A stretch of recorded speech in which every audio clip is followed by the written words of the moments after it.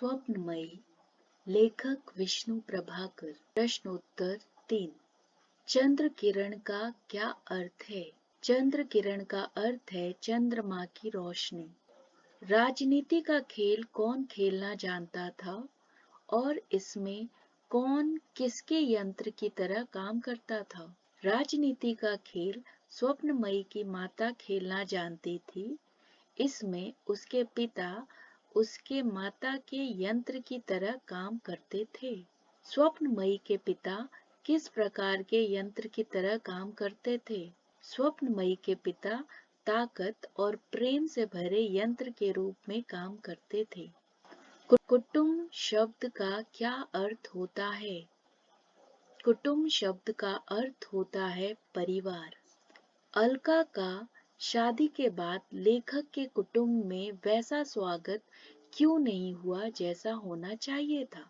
अलका का शादी के बाद लेखक के कुटुंब में वैसा स्वागत नहीं हुआ जैसा होना चाहिए था क्योंकि लेखक देशवाल जाति से थे और अलका वर्ण संकर थी। वर्ण संकर अर्थात दो अलग जाति या प्रांत के माता पिता से उत्पन्न संतान, जो कि लगभग जाति विहीन होने जैसा ही था। इस कारण लेखक के कुटुंब वाले उसे स्वीकार नहीं कर पाए। लेखक और स्वप्नमयी किस जाति से थे? लेखक देशवाल जाति के थे और स्वप्नमयी वर्ण संकर अर्थात दो अलग जाति या प्रांत के माता पिता से उत्पन्न संतान, जो कि लगभग जाति विहीन होने जैसा ही था। अलका के किस व्यक्तित्व के कारण उसके विरोधी भी उससे प्रेम किए बिना नहीं रह पाते थे? प्रेम में व्यवहार और अपना सब कुछ लुटा देने की प्रवृत्ति के कारण वह स्वार्थ और अहंकार से रहित थी। इसी कारण उसके विरोधी भी उससे प्रेम किए बिना नहीं रह पाते थे। शादी के बाद लेखक और अलका क्या काम करते थे?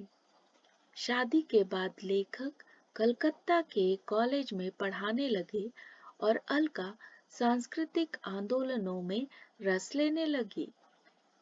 वो एक बार जिस आंदोलन में उतरती तो फिर उससे पीछे नहीं हटती। यह वक्तव्य किसके बारे में कहा गया है और इससे क्या पता चलता है?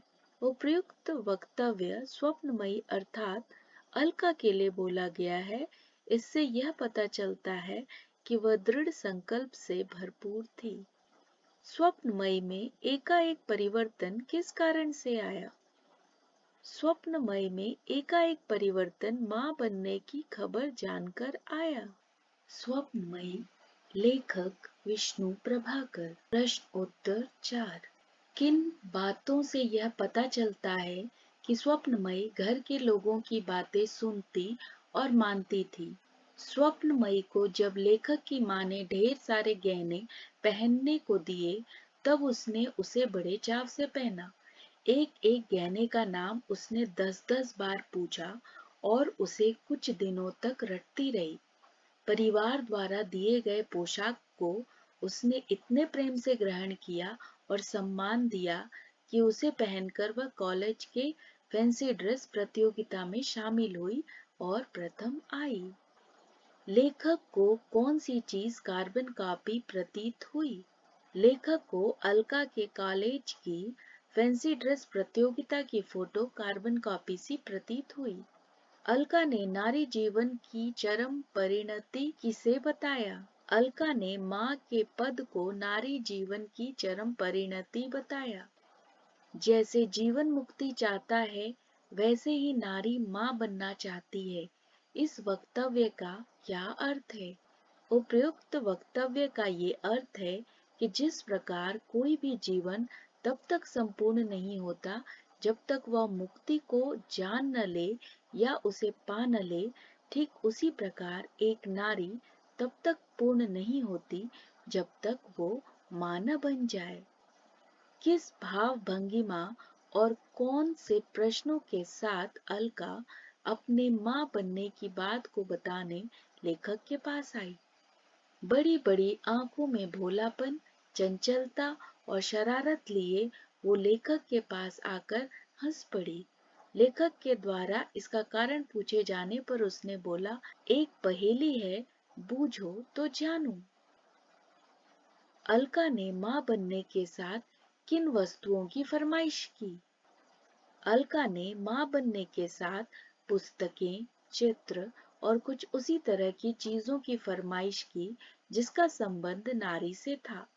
सौंदर्य, कोमलता, करुणा सब कुछ उनमें था, पर जो नहीं था वो था पुरुष और पौरुष। अलका के इस वक्तव्य का कि मैं अब विधाता बनी हूँ क्या अर्थ है? अलका कहना चाहती है कि जैसे विधाता का काम निर्माण करना होता है, वैसे ही वह भी संतान की उत्पत्ति करके निर्माण कार्य करने जा रही है। अलका ने निर्माण कार्य के लिए किसका उदाहरण दिया और किस चीज के लिए? अलका ने निर्माण कार्य के लिए निम्नलिखित का उदाहरण दिया। मेमार, इमारत बनाने वाला राजगीर, जरूरत के अनुसार माल का इस्तेमाल। चित्रकार, अपने अनुसार रंगों का चुनाव। मूर्तिकार, जरूरत के अनुसार मांग। कवि, अपनी जरूरत और इच्छा के अनुसार शब्दों का चुनाव। लेखक की बात अक्षरशः मानकर अलका ने उनके कलकत्ता वाले घर को किस रूप में बदल दिया? लेखक की बात अक्षरशः मानकर अलका ने उनके कलकत्ता वाले घर को अजायब घर में बदल दिया। अलका ने किनके चित्र अपने कमरे में लगाए थे? अलका ने निम्नलिखित चित्रों को अपने कमरे में लगाया। विश्व की महान नारियों का चित्र, परम सुंदरियों का चित्र, तलवार चलाने वालियों का चित्र, वीणा वादन करने वालियों का चित्र, कला को मूर्त रूप देने वालियों का चित्र, साहित्य लिखने वालियों का चित्र।